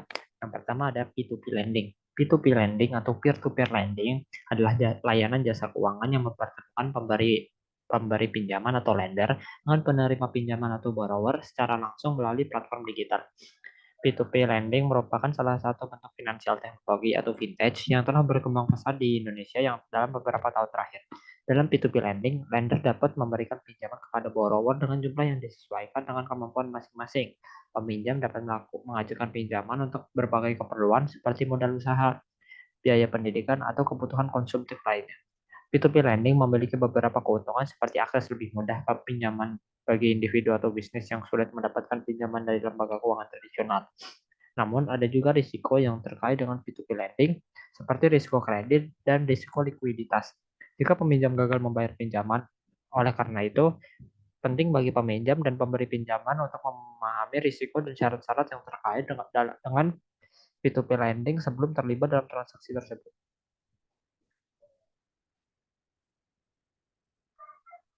Oke, selanjutnya ada diagram bisnis P2P lending. Yang pertama kita perlu registrasi. Pada langkah ini, lender dan borrower harus mendaftarkan diri ke platform P2P lending. Data yang harus diberikan oleh lender meliputi nama lengkap, alamat, nomor telepon, email, nomor rekening bank, dan nomor rekening e-wallet. Data yang harus diberikan oleh borrower meliputi nama lengkap, alamat, nomor telepon, email, nomor KTP, nomor NPWP, pekerjaan, penghasilan, dan tujuan peminjaman. Kemudian ada analisis kelayakan pinjaman. Pada langkah ini, platform P2P lending akan melakukan analisis kelayakan pinjaman borrower. Analisis ini meliputi penilaian terhadap profil borrower, tujuan peminjaman, dan juga track record keuangan. Profil borrower meliputi informasi tentang identitas, pekerjaan, penghasilan, dan kondisi keuangan. Tujuan pinjaman meliputi informasi tentang keperluan pinjaman, jangka waktu pinjaman, dan jumlah pinjaman.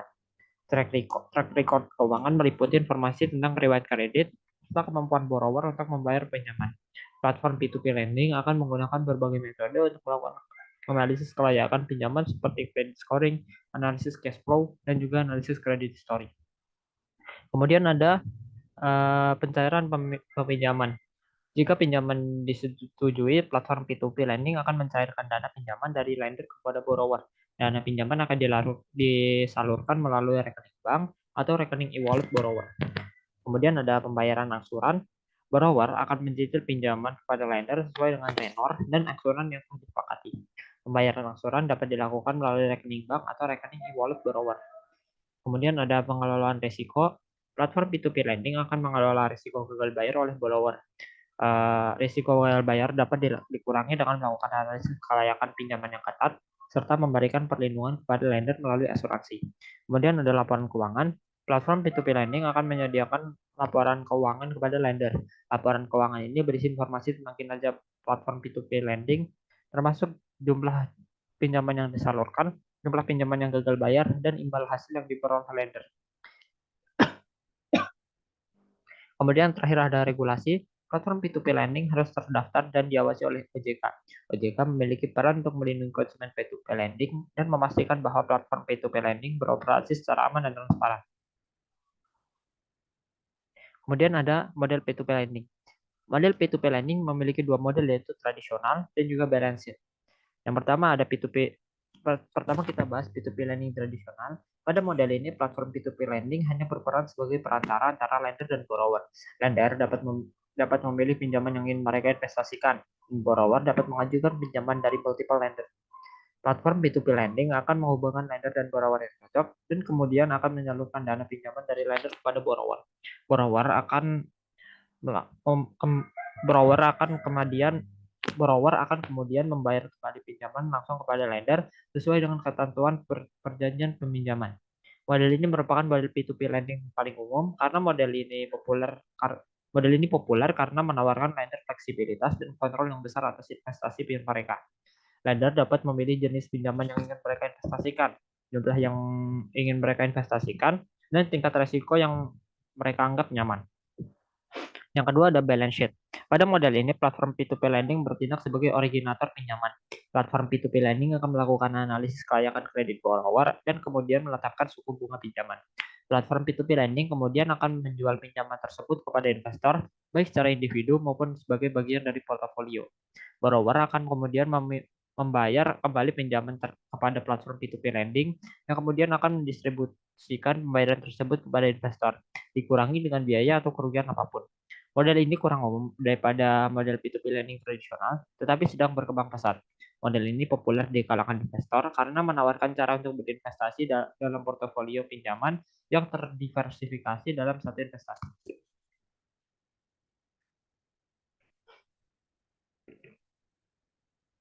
Nah, kemudian ada evolusi crowdfunding.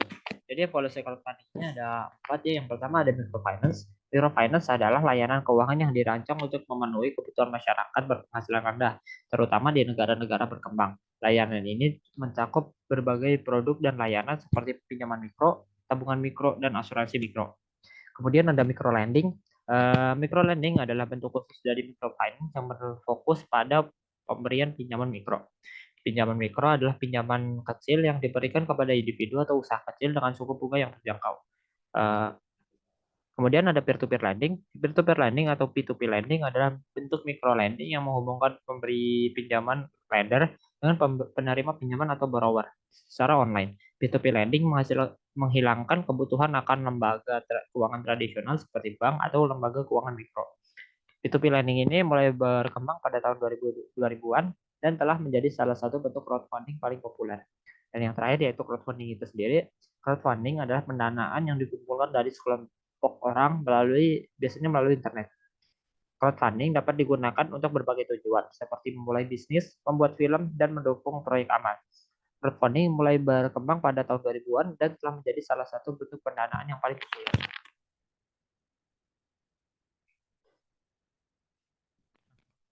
Jenis crowdfunding.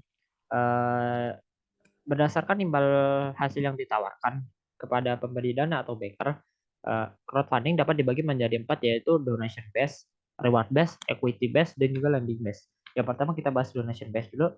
Pada crowdfunding donation based, pemberi dana tidak mengharapkan imbalan apapun dari proyek yang didanai. Mereka memberi dana semata-mata untuk mendukung proyek tersebut. Crowdfunding donation based biasanya digunakan untuk proyek-proyek amal atau proyek-proyek yang bertujuan untuk meningkatkan kesejahteraan masyarakat. Contoh crowdfunding donation based adalah kitabisa.com, GoFundMe, dan juga Indiegogo. Kemudian ada reward based. Pada crowdfunding reward based, pemberi dana akan mendapatkan imbalan berupa barang atau jasa dari proyek yang didanai.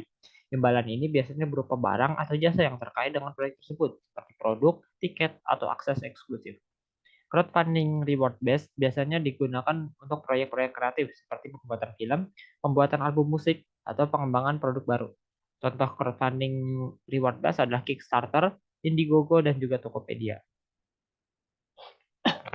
Yang ketiga ada equity based. Pada crowdfunding equity based, pemberi dana akan mendapatkan kepemilikan saham di perusahaan yang didanai. Hal ini memungkinkan pemberi dana untuk mendapatkan keuntungan jika perusahaan tersebut berhasil. Crowdfunding equity based biasanya digunakan untuk pendanaan awal atau seed funding atau pendanaan seri A untuk perusahaan rintisan atau startup. Contoh crowdfunding equity based adalah Seed Invest, WeFunder, dan juga CrowdCup. Yang terakhir ada lending based. Pada crowdfunding lending based, pemberi dana akan memberikan pinjaman kepada proyek yang didanai.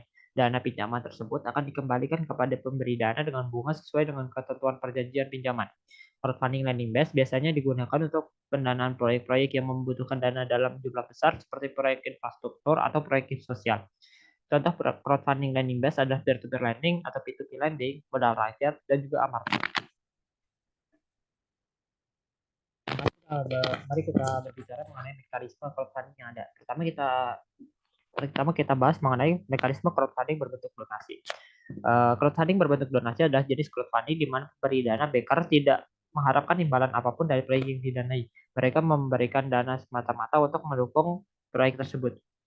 Adapun imbalannya tidak ada imbalan finansial atau kepemilikan bagi pendukung. Mereka memberikan dana sebagai sumbangan atau dukungan untuk proyek, tujuan, atau inisiatif tanpa mengharapkan pengembalian finansial. Contoh platformnya adalah GoFundMe dan juga Crowdwise. Funding berbentuk donasi biasanya digunakan dalam proyek-proyek amal atau proyek-proyek yang bertujuan untuk meningkatkan kesejahteraan masyarakat. Contohnya crowdfunding berbasis donasi dapat digunakan untuk biaya pengobatan, biaya pendidikan, biaya bantuan bencana alam, pelestarian lingkungan, dan juga pengembangan komunitas. Nah, kemudian ada mekanisme crowdfunding berbentuk hadiah. Crowdfunding berbentuk hadiah adalah jenis crowdfunding di mana pemberi dana backer akan mendapatkan imbalan berupa barang atau jasa dari proyek yang didanai. Jadi imbalannya para pendukung menerima hadiah atau imbalan finansial sebagai bentuk terima kasih atas kontribusi mereka. Hadiah ini bisa berupa produk atau layanan terkait proyek. Contoh platformnya adalah Kickstarter dan juga Indiegogo. Crowdfunding berbentuk hadiah biasanya digunakan untuk proyek-proyek kreatif seperti pembuatan film, pembuatan album musik, dan pembuatan produk baru seperti crowdfunding berbentuk. Contohnya crowdfunding berbentuk hadiah dapat digunakan untuk mendanai pembuatan film independen, mendanai pembuatan album musik baru, mendanai pengembangan produk baru. Kemudian ada mekanisme crowdfunding ekuitas.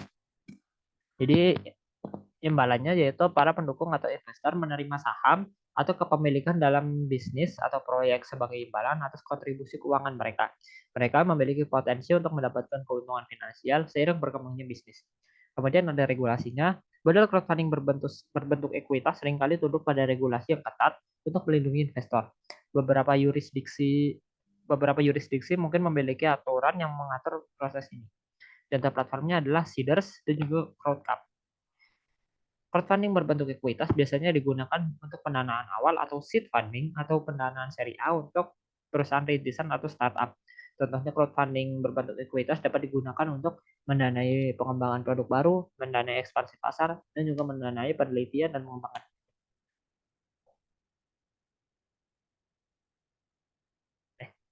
Nah, kemudian yang terakhir ada mekanisme crowdfunding berbentuk pinjaman. Jadi imbalannya yaitu para pendukung memberikan pinjaman kepada peminjam dan mengharapkan pengembalian dana beserta bunga dalam jangka waktu tertentu. Kemudian ada resikonya, terdapat resiko kredit yang harus dipertimbangkan, di mana peminjam mungkin tidak dapat memenuhi kewajibannya untuk mengembalikan pinjaman. Kemudian yang terakhir ada contoh platformnya yaitu Lending Club dan juga Prosper. Crowdfunding berbasis pinjaman atau peer-to-peer lending biasanya digunakan untuk proyek-proyek yang membutuhkan dana dalam jumlah besar, seperti proyek infrastruktur atau proyek sosial. Contohnya crowdfunding berbentuk pinjaman yaitu peer-to-peer lending dapat digunakan untuk mendanai proyek infrastruktur, mendanai proyek sosial, dan mendanai pinjaman pendidikan. Oke, sekian pemaparan materi dari materi 4. Untuk selanjutnya akan dilanjutkan untuk pemaparan materi 5.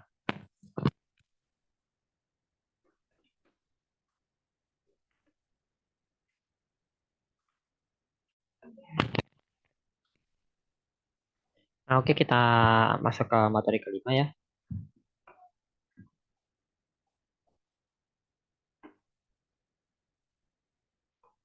Nah, pertama, apa sih itu sistem investasi? Sistem investasi mengacu pada kerangka atau metode yang digunakan oleh individu, perusahaan, atau lembaga keuangan untuk mengalokasikan dan mengelola dana dengan tujuan memperoleh keuntungan atau hasil finansial yang diinginkan. Investasi melibatkan penempatan dana seperti instrumen keuangan, properti, atau aset lainnya dengan harapan mendapatkan kembali dan menguntungkan. Sistem investasi dapat bersifat sederhana atau kompleks, tergantung pada tujuan dan profil dan risiko investasi. Risiko investor.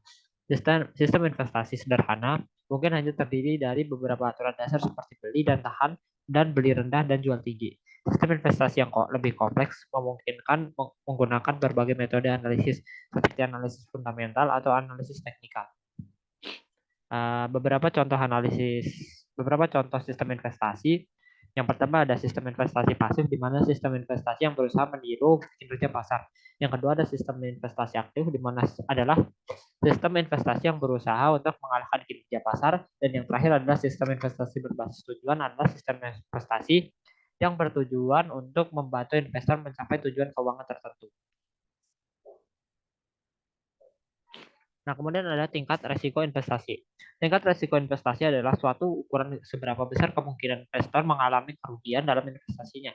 Resiko investasi dapat dipengaruhi oleh berbagai faktor seperti kondisi ekonomi, volatilitas pasar, dan kualitas instrumen investasi. Secara umum, tingkat risiko investasi dapat dikategorikan menjadi 3 tingkat. Yang pertama yaitu risiko rendah, investasi yang memberikan imbal hasil yang rendah tetapi relatif stabil. Contoh investasi yang resiko rendah adalah deposito, obligasi pemerintah, dan reksadana pendapatan tetap. Yang kedua ada pendapatan sedang. Investasi dengan resiko sedang memiliki kemungkinan kerugian yang lebih besar dari investasi dengan resiko rendah, tetapi juga memiliki potensi imbal hasil yang lebih tinggi. Contoh investasi dengan resiko rendah adalah saham, reksadana saham, dan juga reksadana campuran. Yang terakhir ada resiko tinggi. Investasi dengan resiko tinggi memiliki kemungkinan kerugian yang besar, tapi juga memiliki potensi imbal hasil yang sangat tinggi. Contoh investasi dengan resiko tinggi adalah saham gorengan, cryptocurrency, dan juga opsi. Investor harus memilih tingkat resiko investasi yang sesuai dengan profil resikonya.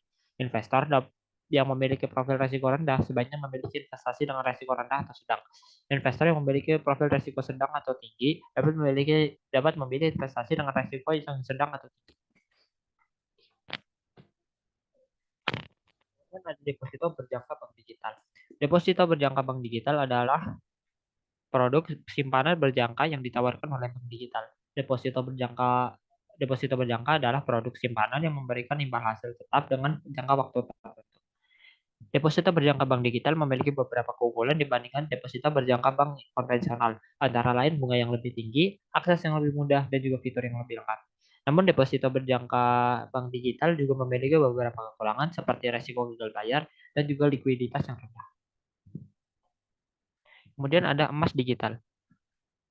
Emas digital adalah emas yang berbentuk digital tanpa memiliki fisik. Emas digital ini hadir karena munculnya berbagai platform yang menawarkan layanan investasi emas secara digital.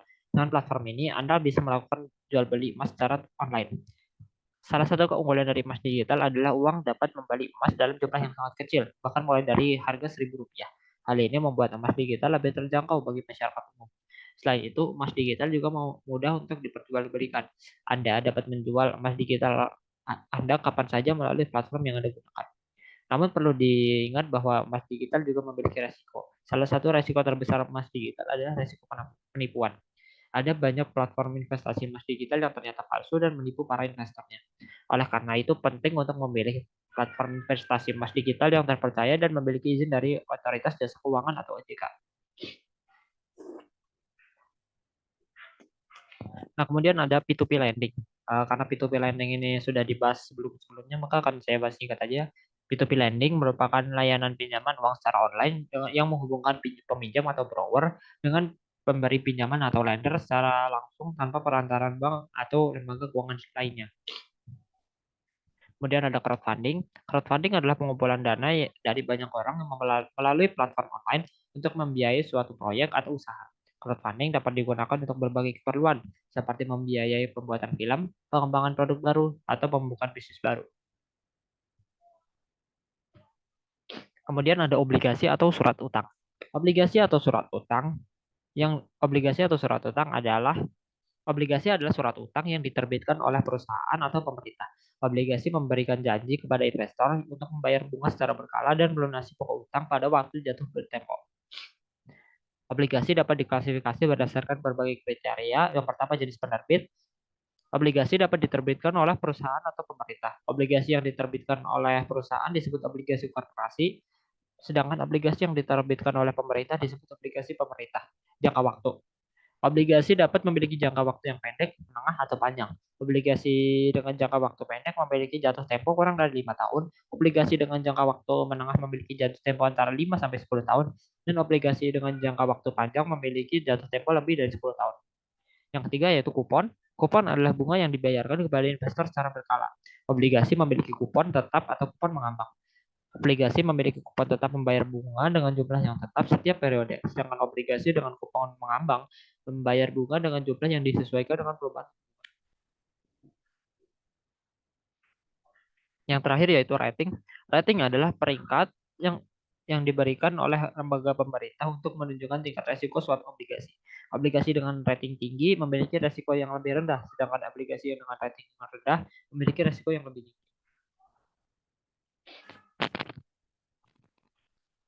Nah, kemudian ada reksadana. Reksadana adalah wadah yang dipergunakan untuk menghimpun dana dari masyarakat pemodal untuk selanjutnya diinvestasikan dalam portofolio efek oleh manajer investasi.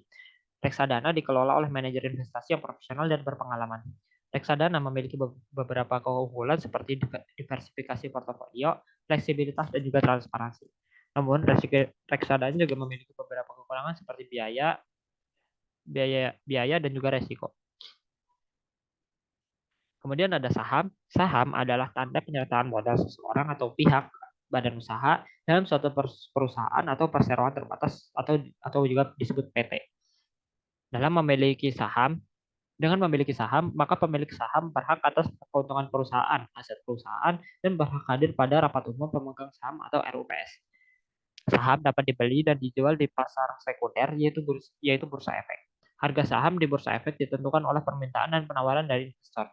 Saham merupakan salah satu instrumen investasi yang paling populer di dunia. Saham menawarkan potensi imbal hasil yang tinggi, tapi juga memiliki resiko yang tinggi. Saham cocok untuk investor yang memiliki profil risiko rendah dan menengah. Saham cocok untuk investor yang memiliki profil risiko agresif dan menengah. Investor yang memiliki profil risiko konservatif sebaiknya berinvestasi pada instrumen investasi lain yang memiliki risiko yang lebih rendah, seperti deposito dan juga obligasi. Kemudian ada Exchange Traded Fund atau disebut juga ETF. Exchange Traded Fund adalah reksadana yang diperdagangkan di bursa efek. ETF merupakan kontrak investasi kolektif yang unit penyertanya dicatat dan diperdagangkan di bursa efek seperti halnya saham. ETF memiliki beberapa keunggulan dibandingkan dengan reksadana konvensional, antara lain transparansi, likuiditas, biaya yang lebih rendah, diversifikasi, dan juga ETF yang dapat dibeli dan dijual melalui broker saham. ETF cocok untuk investor yang ingin berinvestasi pada indeks pasar saham. obligasi, dan komoditas.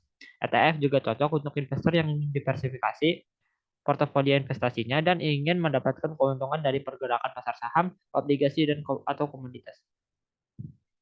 Kemudian ada cryptocurrency. Cryptocurrency adalah mata uang digital atau virtual yang menggunakan kriptografi untuk mengamankan transaksi dan mengontrol penciptaan unit baru. Cryptocurrency tidak memiliki otoritas bank sentral atau pemerintah yang mengaturnya. Sebaliknya, cryptocurrency menggunakan jaringan komputer terdesentralisasi untuk mencatat transaksi dan verifikasi transaksi aset. Cryptocurrency pertama atau cryptocurrency pertama, Bitcoin, diciptakan pada tahun 2009. Pada saat itu, ribuan cryptocurrency telah dibuat dengan berbagai fitur dan tujuan. Cryptocurrency paling populer saat ini termasuk Bitcoin, Ethereum, dan juga Litecoin. Cryptocurrency dapat digunakan untuk membeli barang dan jasa dari pedagang yang menerima cryptocurrency. Cryptocurrency juga dapat digunakan untuk mengirim dan menerima pembayaran secara online. Selain itu, cryptocurrency dapat diperdagangkan di bursa cryptocurrency.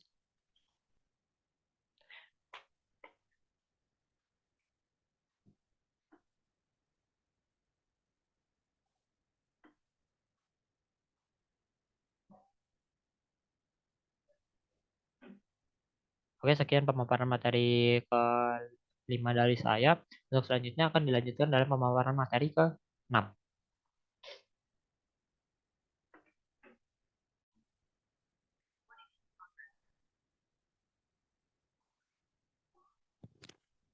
Oke, telah sampailah kita pada materi terakhir.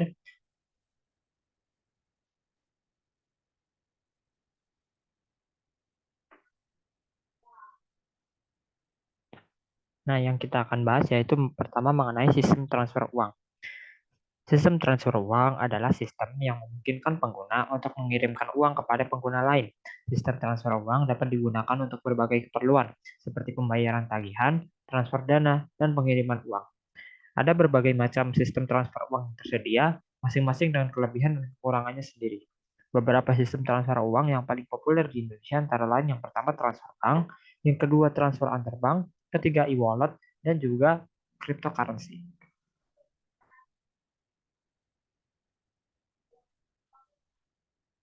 Nah, kemudian ada transfer lalu lintas giro atau biasa disebut juga transfer LLG.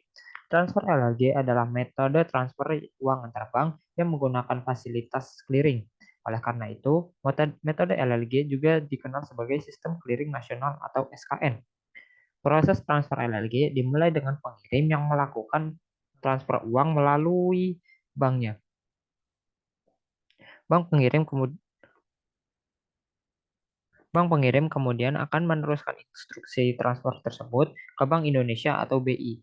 BI akan melakukan verifikasi saldo rekening pengirim dan memastikan bahwa dana yang akan ditransfer tersedia. Jika saldo rekening pengirim mencukupi, maka BI akan menambahkan dana tersebut ke rekening clearing bank pengirim. Rekening clearing adalah rekening khusus yang digunakan oleh bank untuk melakukan transaksi clearing. Pada hari yang sama, BI akan melakukan rekonsiliasi Pada hari yang sama, BI akan melakukan rekonsiliasi saldo rekening clearing antar bank. Rekonsiliasi adalah proses mencocokkan saldo rekening clearing antar bank. Jika saldo rekening clearing antar bank tidak sama, maka BI akan melakukan penyesuaian saldo. Setelah rekonsiliasi selesai, BI akan mengirim daftar transaksi clearing ke bank-bank peserta clearing. Bank-bank peserta clearing kemudian akan melakukan proses transaksi clearing ke rekening nasabahnya. Proses transfer LLG ini biasanya memakan waktu sekitar 2-3 hari kerja. Berikut adalah penjelasan lebih rinci dari setiap langkah dari diagram proses transfer LLG. Yang pertama, pengirim memberikan instruksi transfer uang kepada banknya. Pada langkah ini, pengirim akan mengisi formulir transfer uang atau melakukan transfer uang melalui aplikasi mobile banking atau internet banking. Yang kedua, yaitu bank pengirim akan meneruskan instruksi transfer tersebut ke Bank Indonesia. Pada bank ini, bank pengirim akan mengirimkan data transfer uang ke Bank Indonesia melalui sistem clearing. Data transfer uang tersebut meliputi yang pertama nomor rekening nomor rekening pengirim, yang kedua nomor rekening penerima, dan yang ketiga jumlah uang yang ditransfer. Langkah ketiga yaitu BI akan melakukan verifikasi saldo rekening pengirim dan memastikan bahwa dana yang ditransfer tersedia. Pada langkah ini, BI akan memeriksa saldo rekening pengirim untuk memastikan bahwa dana yang akan ditransfer tersedia. Jika saldo rekening pengirim tidak mencukupi, maka BI akan menolak transfer uang tersebut. Langkah keempat yaitu BI akan menambahkan dana tersebut ke rekening clearing bank pengirim. Pada langkah ini, BI akan menambahkan dana yang akan ditransfer ke rekening clearing bank pengirim. Rekening clearing adalah rekening khusus yang digunakan oleh bank untuk melakukan transaksi clearing. Kemudian yang kelima yaitu BI akan melakukan rekonsiliasi saldo rekening clearing antar bank. Pada langkah ini, BI akan melakukan pencocokan saldo rekening clearing antar bank. Jika saldo rekening clearing antar bank tidak sama, maka BI akan melakukan penyesuaian saldo. Langkah keenam adalah BI akan mengirimkan daftar clearing ke bank-bank peserta clearing. Pada langkah ini, BI akan mengirimkan daftar transaksi clearing ke bank-bank peserta clearing lainnya. Daftar transaksi clearing tersebut berisi tentang informasi tentang transaksi-transaksi uang yang telah diverifikasi oleh Bank Indonesia. Dan yang ketujuh yaitu bank-bank peserta clearing akan melakukan posting transaksi clearing ke rekening nasabahnya. Pada langkah ini, bank-bank peserta clearing akan melakukan posting transaksi clearing ke rekening nasabahnya. Posting transaksi clearing adalah proses pencatatan transaksi clearing ke rekening nasabah.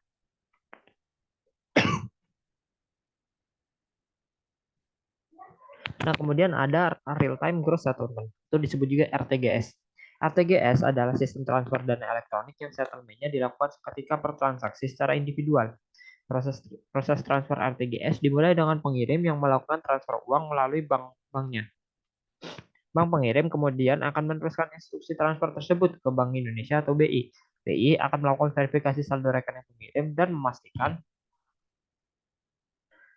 memastikan bahwa dana yang akan ditransfer tersedia. Jika saldo rekening pengirim mencukupi, maka BI akan melakukan transfer dana tersebut ke rekening penerima secara langsung. Dana yang ditransfer akan masuk ke rekening penerima secara real time, yaitu dalam hitungan menit. Berikut adalah penjelasan lebih rinci dari setiap langkah diagram proses transfer RTGS. Yang pertama yaitu pengirim memberikan instruksi transfer uang kepada banknya. Pada langkah ini, pengirim akan mengisi formulir transfer uang atau melakukan transfer uang melalui aplikasi mobile banking atau internet banking. Yang kedua, bank pengirim akan meneruskan instruksi transfer tersebut ke Bank Indonesia. Pada langkah ini, bank pengirim akan mengirimkan data transaksi transfer uang ke Bank Indonesia melalui sistem RTGS. Data transaksi transfer uang tersebut meliputi nomor rekening pengirim, nomor rekening penerima, dan juga jumlah uang yang ditransfer. Yang ketiga yaitu Bank Indonesia akan melakukan verifikasi saldo rekening pengirim dan memastikan bahwa dana yang akan ditransfer tersedia. Pada langkah ini, Bank Indonesia akan memeriksa saldo rekening pengirim untuk memastikan bahwa dana yang akan ditransfer tersedia. Jika saldo rekening pengirim tidak mencukupi, maka BI akan menolak transfer uang tersebut. Yang keempat yaitu BI akan melakukan transfer dana tersebut ke rekening penerima. Pada langkah ini, BI akan melakukan transfer dana tersebut ke rekening penerima secara langsung. Dana yang ditransfer akan masuk ke rekening penerima secara real time, yaitu dalam hitungan menit. Dengan demikian, proses transaksi RTGS telah selesai. Dana yang ditransfer oleh pengirim akan masuk ke rekening penerima secara real time. Seperti yang sudah dibahas tadi, jadi perbedaan utama dari transfer LLG dan juga RTGS adalah jika LLG biasanya memakan waktu 2-3 hari kerja, sedangkan RTGS dilakukan secara real time. Nah, untuk perbandingan lebih lanjutnya dapat bisa dilihat melalui PPT ini. Yang pertama yaitu sarana layanannya. Yang pertama yaitu waktu prosesnya. Jika LLG memakan waktu sampai 2-3 hari, sedangkan RTGS hanya 3-4 jam. Kemudian sarana layanannya, jika LLG ada kantor cabang, internet banking dan juga mobile banking, ini sama ya seperti RTGS juga. Eksekutornya juga sama, Bank Indonesia. Nah, di sini perbedaannya ada di batas minimum per transaksi. Jika LLG itu Rp10.000 sudah bisa transaksi, sedangkan RTGS 100 juta ya. Kemudian batas maksimum per transaksi, jika di LLG itu maksimalnya 99.999.999, sedangkan pada RTGS tergantung limit transaksi pada masing-masing bank. Sedangkan biaya transaksinya pada LLG itu bervariasi antara Rp2.900 sampai Rp15.000, sedangkan pada RTGS itu sekitar Rp25.000 sampai Rp50.000.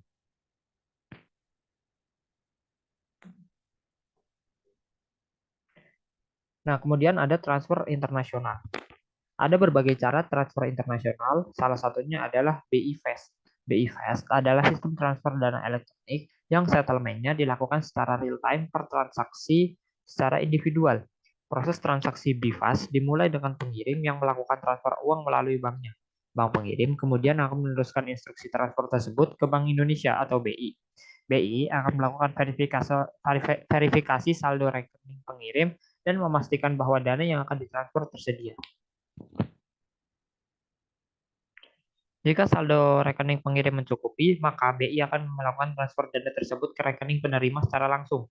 Dana yang ditransfer akan masuk ke rekening penerima secara real time, yaitu dalam hitungan menit. Berikut adalah penjelasan lebih rinci dari setiap langkah dari dalam diagram proses transaksi BIFAS. Yang pertama, pengirim memberikan instruksi transfer uang kepada banknya. Pada langkah ini, pengirim akan mengisi formulir transfer uang atau melakukan transfer uang melalui aplikasi mobile banking atau internet banking. Yang kedua, bank pengirim akan meneruskan instruksi transfer tersebut ke Bank Indonesia. Pada langkah ini, bank pengirim akan mengirimkan data transaksi transfer uang ke Bank Indonesia melalui sistem BIFAS.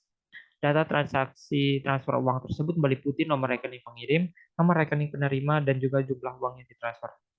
Langkah ketiga yaitu BI atau Bank Indonesia akan melakukan verifikasi saldo rekening pengirim dan memastikan bahwa dana yang akan ditransfer tersedia. Pada langkah ini, Bank Indonesia akan memeriksa saldo rekening pengirim untuk memastikan bahwa dana yang akan ditransfer tersedia. Jika saldo rekening pengirim tidak mencukupi, maka BI akan menolak transaksi transfer uang tersebut. Langkah terakhir yaitu BI akan melakukan transfer dana tersebut ke rekening penerima. Pada langkah ini, BI akan melakukan transfer dana tersebut ke rekening penerima secara langsung. Dana yang ditransfer akan masuk ke rekening penerima secara real time, yaitu dalam hitungan menit. Dengan demikian, proses transfer BIFAS telah selesai. Dana yang ditransfer oleh pengirim akan masuk ke rekening penerima secara real time. Perbedaan utama antara transfer BIFAS dan transfer RTGS adalah pada waktu penyelesaian transaksinya. Transfer BIFAS juga diselesaikan secara real time, tapi BIFAS memiliki beberapa keunggulan dibandingkan RTGS, yaitu yang pertama biaya yang lebih murah, yang kedua keterbatasan yang lebih rendah, dan juga keamanan yang lebih tinggi. Oke, sekian pemaparan materi dari saya, dari materi 1 sampai materi 6. Semoga bisa bermanfaat bagi semuanya yang menonton juga. Terima kasih juga kepada yang sudah menonton hingga akhir. Penutup kata, wabillahi taufiq wal hidayah. Wassalamualaikum warahmatullahi wabarakatuh.